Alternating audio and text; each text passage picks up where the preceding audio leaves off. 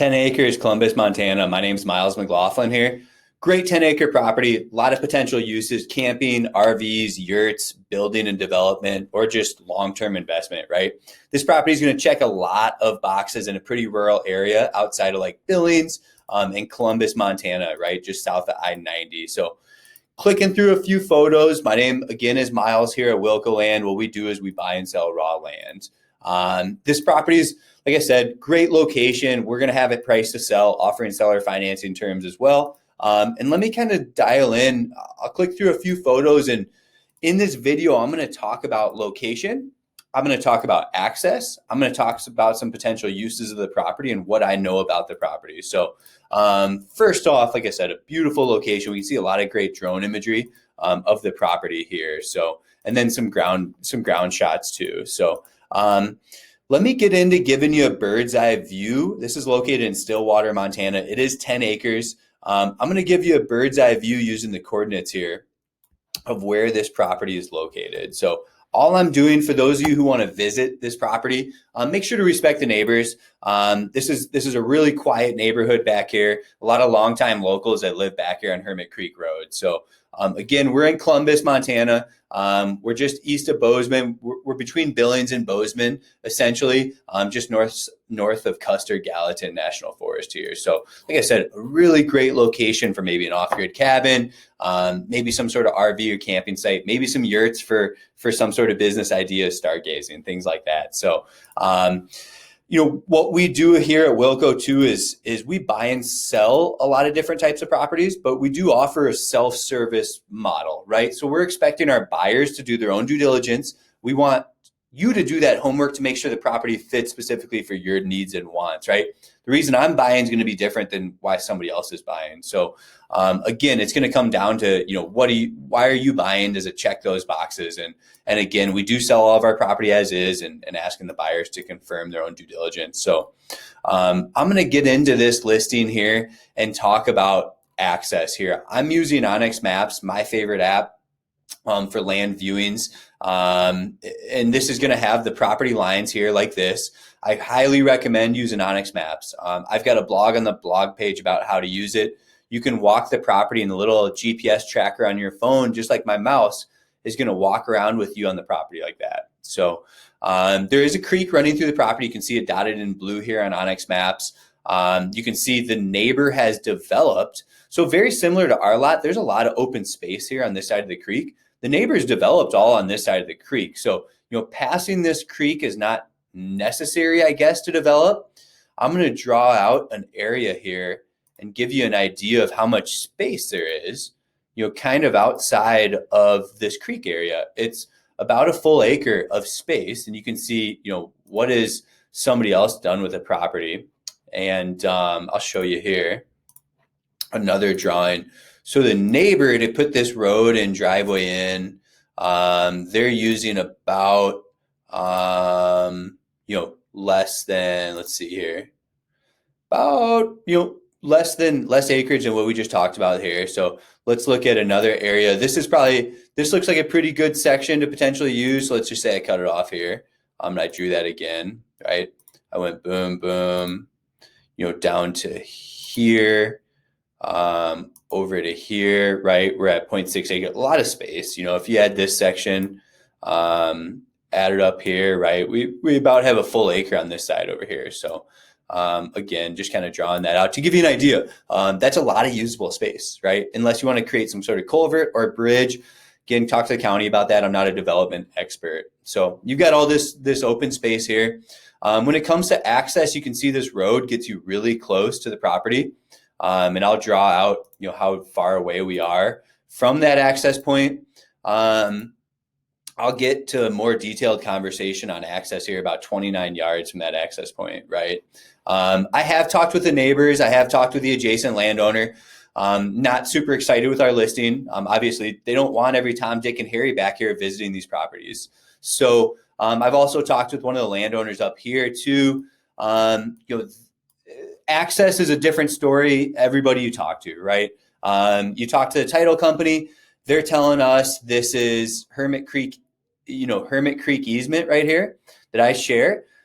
They're saying this is an access. This is an easement. This is the original easement to Hermit Creek subdivision, dated back in 1973. This highlighted line here is showing access.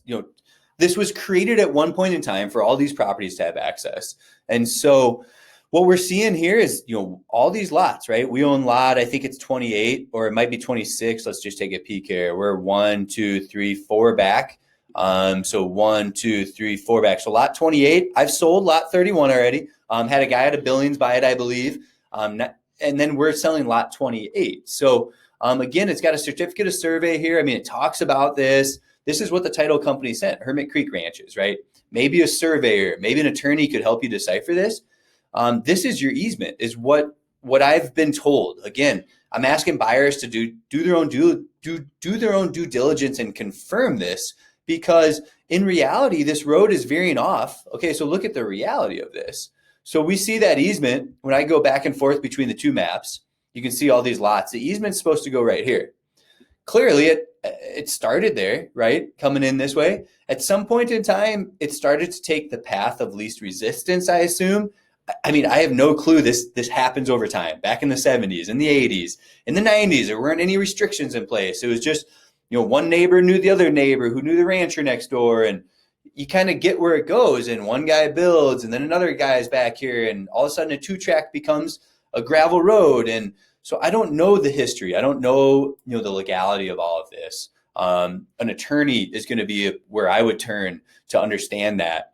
A title company, a surveyor, maybe it's a simple conversation with your neighbors. Maybe it's, access your property now and ask for forgiveness later. I mean, even if this easement doesn't stand anymore, I mean, you got a really, really strong argument. This is a prescriptive easement. I mean, how can you say that this person has access and this person has access, but not this person or this person or this person or this person? I mean, do you get what I'm saying? So clearly this easement's not being used. This person has just built whatever road they wanted back to their lot. Do you get what I'm saying? So we can see the ownership is the same for that one. And then it changes right here. So this is different ownership though than these two lots. So they can just go through there. Is there an easement? I don't know what's on file with the Buckshaw family. I have no clue what's on file. I have talked with one of these neighbors up here who seem to think that, they've been to the courthouse, they've done all this homework, and supposedly there's access off, I think it's lot 17, right here. So supposedly you're supposed to come in to here, to this lot, and then come back over, which that makes more, that would be an easier access point. So one of the neighbors told me it's not a straight shot from right here, yet you go up right here, and then you come down lot 17, this boundary, and access here. So what is true and what's not, I don't know. If I had a driveway to this property and everything was documented with the county, and everything was clean cut and black and white, this was a $150,000 land investment. I mean, we're between Bozeman and Billings in a world-class and an absolutely beautiful area, right? But it's not. It's a gray area. The easement down here there's no road following that easement. On the bright side, if that easement is true and that easement is correct, like we think it is, again, you need to verify that. Well, guess what? The little access point, this road fits within the easement essentially, right? If we're looking at Hermit Creek easement, that little easement section, technically, if you're punching a road in, you can access this spot and then you punch your road in the last 20 yards. If that easement stands true, there is some sort of right of way for you to punch a road in right here. Again, this is all speculative, right? It's not black and white. If it were black and white, this would be a $150,000 land investment. So I do want to touch on access because it is, all the neighbors are talking about it. Nobody's happy with it, right? Every time Dick and Harry's going back there, knocking on doors. Hey, how do I access this property? People live in these communities, so that isn't happening. Respect neighboring properties, respect other landowners back here. There's a reason we have the property priced where it is.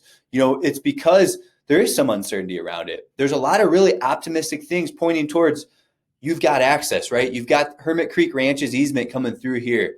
You've got a road that's being used by 20 property owners, right? Coming through all these lots, Skipstad Road, right? There's got to be some sort of prescriptive easement to get back to these lots. Everybody else is getting back to the properties. There's really no reason this lot shouldn't be. And why do I say that? Because all of these lots were created equal at one point in time. At one point in time, Hermit Creek Ranches was a subdivision where all these lots were supposed to have some sort of easement or guaranteed access, right? Back in the 70s. And what's happened since? The roads veered off where it's supposed to be. Not a lot of land has been bought and sold back here. So again, we're talking about a unique area. We're talking about something that's clearly changed over time. I won't keep going on access, but you're going to want to use the GPS coordinates. You're going to want to use Onyx Maps to get back here and take a look at it. It's a unique area. Like I said, this neighbor, may even be across a property line. I'm not sure, but it doesn't look like it from this angle. So you can see they're extremely close to that property line. Clearly, they're able to get back there. I mean, like I said, why shouldn't this landowner get access? Again, if you want to get legal about it and get technical about it, contact an attorney, contact a title company, a surveyor, start to explore your rights as a landowner. But that project is going to take 3, 6, 12 months or 3 years. I have no clue. The reality is you're going to buy the property as is, the way it exists today. You're looking for signs that are optimistic. And I truly do think there's a lot of optimistic signs pointing towards either access coming in this way or access coming in.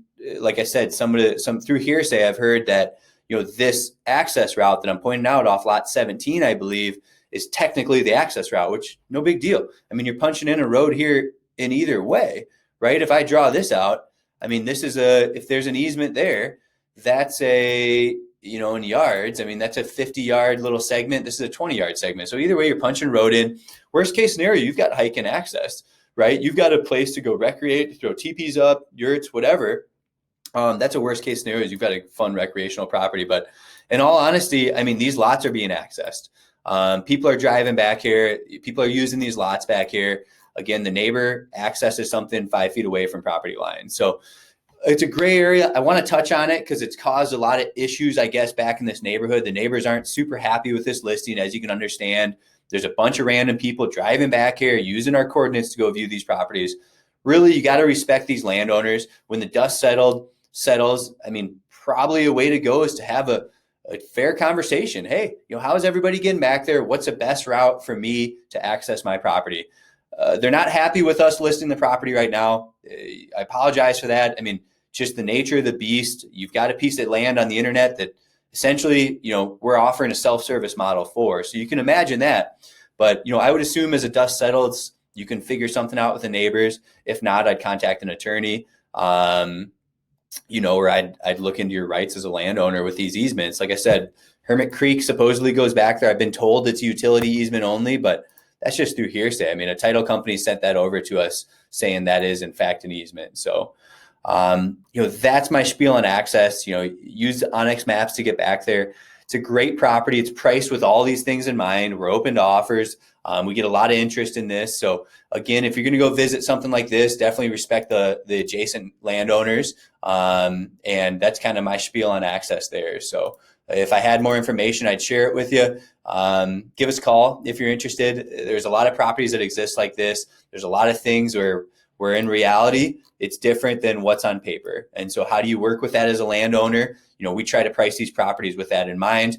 A lot of times, people will take on those challenges and figure it out on their own. And oftentimes it works out for them. But again, no guarantees on that. So give me a call if you have questions, 605-299-5553. Thanks for tuning in.